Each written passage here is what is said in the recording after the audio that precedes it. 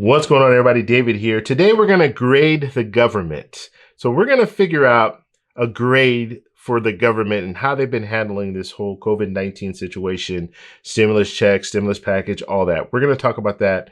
But first off, on this channel, we talk about personal finance and traveling on a budget. If that sounds like something interesting to you, please hit that subscribe button. Don't forget to hit the little bell notification so you can get future updates on my videos. All right, so I've been wanting to do this video for a while, and I just want to kind of lay everything out there, and we need to figure out how the government's doing. I'm going to give you guys my grade, and you guys can, in the comment section, let me know how you grade the situation and how the government's been handling the situation. So there are a few things that I think are really, really important to look at when we talk about like how things are evolving. And the first thing is we need to look at the current situation. So we know where we are right now. It's June. And how are things right now? Some businesses are starting to open back up. And I'm not talking about the recent events with George Floyd. I'm talking about just COVID-19. Okay, so we see some businesses starting to open back up.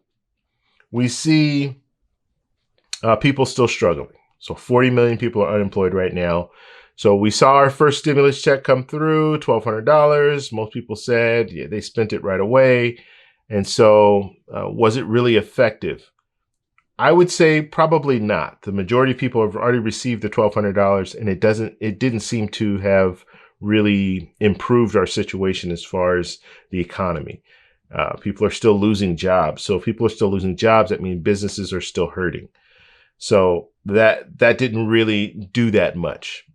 Now we've seen the PPP program, we've seen EIDL. There have been some mistakes in how things have been handled, even with the stimulus checks, with faulty systems, portals, and phone lines not being able to talk to people on the phone, websites. I mean, there's just been so much stuff going on when it comes to getting these checks that I would not grade that as an A. I would probably say more or less, I would give them a C when it comes to how they handle the whole stimulus check thing. And the only reason I would give them a C is because they were able to get the stimulus checks out relatively fast. After they made a few mistakes, they were able to kind of, expedite it to a lot of people. And then they came up with the debit card thing, which I think is going to help a lot too. So people aren't going to have to wait until September. Let's hope they don't have to wait until September in order to receive their stimulus checks. So I will give them about a C when it comes to that. As far as stimulating the economy, that's probably about a D. I don't really see our economy being stimulated at this point. I think we're still struggling. I think there are a lot of people that are still struggling, and a lot of businesses that are still struggling, a lot of businesses that are choosing not to open for fear of COVID-19, liability, just a lot of different things. So I would give them about a D, because our economy is not bouncing back. Unemployment is 40 million people are unemployed right now, and that's just since the pandemic. So that's where I would rank them when it comes to that. Now, another thing that I would rank the government very, very low on is the way that they're handling our money and being stingy with our money. And that's one thing that really bothers me about this whole situation. And I look at it like this. When we pay our taxes, and I don't care if you're now retired, you're on Social Security, or if you're on SSDI, so you've worked in the past, but you're now disabled, you can't work, or you're disabled and you've never worked. You're still in a situation where you pay taxes. Okay, we all pay taxes, and you might not be paying to the federal government, but you are paying taxes to when you go to purchase something, you pay taxes on that. Okay, that's state taxes, city taxes. You're still paying into the system. And cities and states, they pay the federal government. So the federal government gets their cut from states as well. And so in some way, we are all contributing. Okay. And some of us are paying taxes every year, federal taxes. And when it comes down to situations like this, the reason that we're paying taxes, the only reason that we are taxed across the board, state, federal, city, county, whatever, the only reason that we are taxed is for the government to give us certain protections, to give us safe roads, to provide police, to provide fire, to provide military. So that's the reason that we pay taxes for these securities. And in situations, natural disasters, pandemics, we need to have the government step up and take care of the situation, because that's why we're paying them these taxes. And so if that means giving us money back, then we should be getting money back. And it shouldn't be a situation where they start saying, oh, well, we have to look at our deficit and all this, and we don't know if we could allow for this money to go out. It's our money. Okay. And if we are in a deficit, it's not because of me. It's not because of you guys. It's because of the politicians.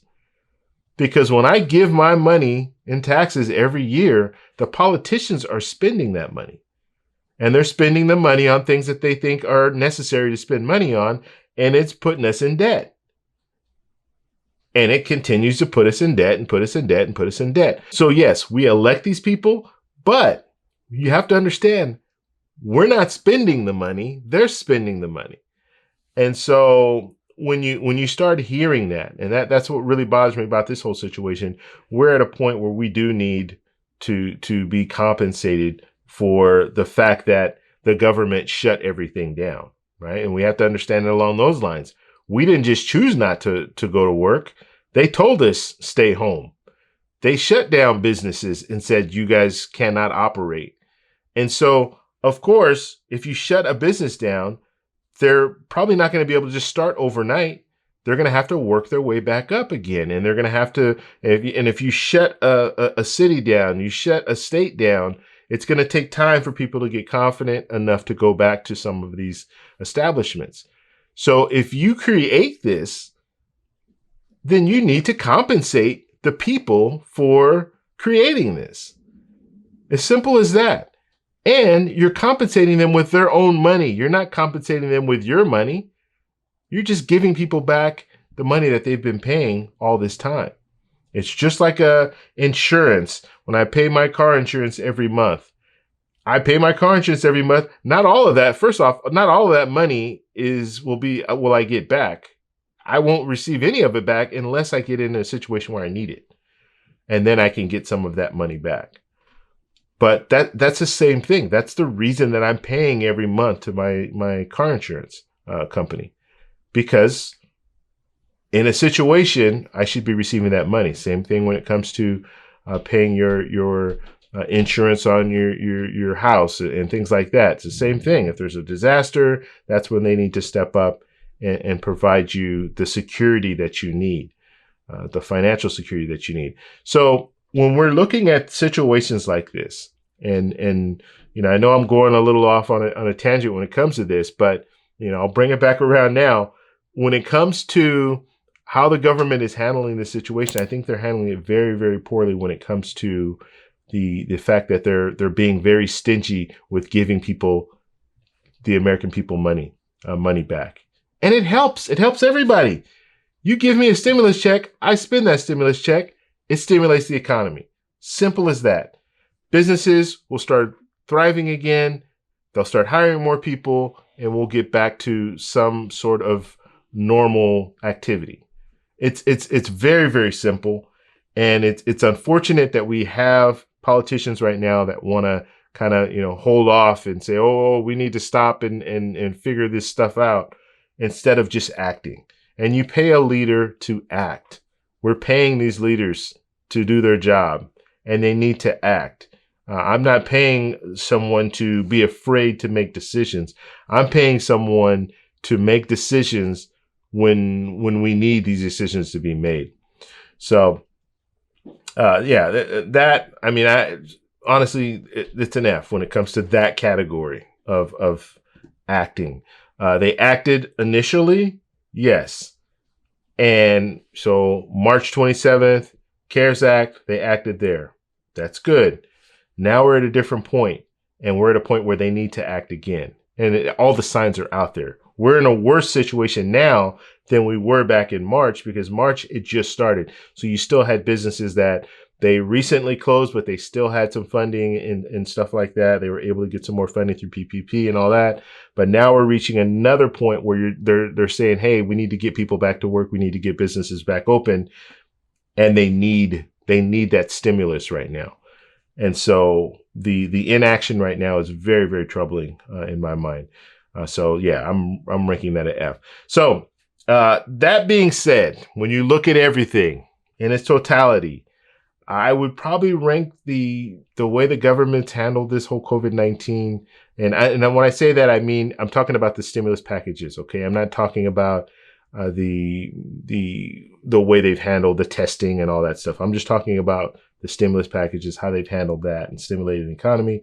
I would rank it about a D. So I give them about a D grade, but I want to know what you guys think. What grade do you think? Do you think they get an A? Do you think they get an F? Do you think they get a C? Let me know down below what grade you think, and let me know why you think they deserve that grade. If you like this video, please give me a thumbs up. Please subscribe for more, and I'll talk to you in the next one. Bye.